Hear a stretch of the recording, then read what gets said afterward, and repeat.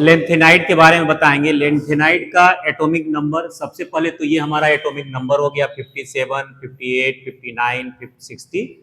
और अगर 57 है तो ये हो गया लेंथेनम। लेंथेनम का जो सिंबल होता है La होता है। अगर हमारा 58 है, ये सीरियम हो गया, Ce इसका सिंबल हो गया। 59 है, प्रिसोडियम है, Pr हो गया सिंबल। ये है 60 नियोडियम है, Nd इसका हो गया। 61 है, प्रोमीथियम है, Pm हो गया। 62 है, सेमेरियम है, Sm हो गया। और 63 है, यूरोपियम, Eu हो गया। अगर 64 की बात करें तो ये गैडोलोनियम है। और 65 है, टर्बियम है, ये Tb हो गया। ये डिस्प्रोसियम है, Dबाई है। और 67 में क्या है, होल्मियम है, Ho है। और 68 में अर्बियम है, Er है। और 69 में थुलियम है, Tm है। अब इसका हम लोग इलेक्ट्रॉनिक कॉन्फ़िगरेशन की बात करें तो अगर हम लोग जेनन से शुरुआत करते हैं, आपको Xe लेना पड़ेगा। जेनन, जेनन का क्या होता है, 54 हो गया। अगर इसमें 3 ऐड करते हैं तो 57 हो जाएगा। तो हम लोग ये इनर्ट कॉन्फ़िगरेशन लिख रहे हैं, ठीक है। तो इनर्ट मीन्स जेनन के आगे जो हमारा 54 है उसके आगे हम लोग लिखेंगे। तो ये हो गया 5d1 6s2। इसमें क्या हो गया, 4f1 5d1 6s2। ये हो गया हमारा 4f3। अब देखिए कि यहाँ जो है 4f1 है लेकिन 4f2 नहीं है, ध्यान देना है। डायरेक्ट यहाँ 3 पे आ जा रहा है और यहाँ से d क्या हो जा रहा है, रिमूव हो रहा है, ध्यान देना है। अब देखिए कि यहाँ फिर 4f3 हुआ, 6s2 हुआ।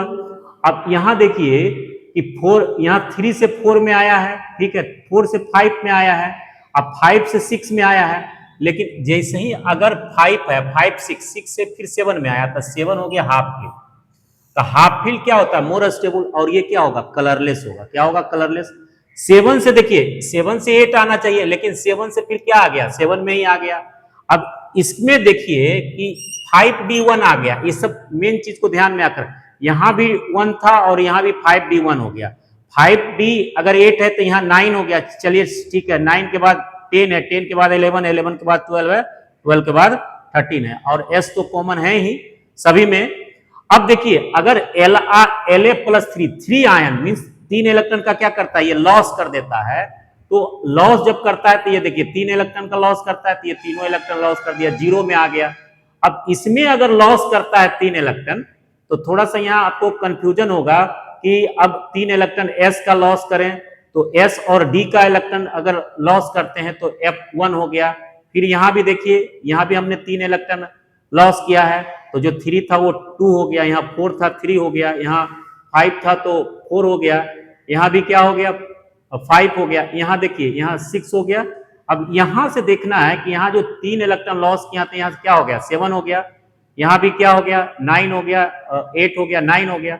उसके बाद हमारा 10 है, उसके बाद 11 है, उसके बाद क्या हो गया, 12 हो गया। तो इसको ध्यान में रखिएगा, याद रखिएगा इसका सिंबल भी और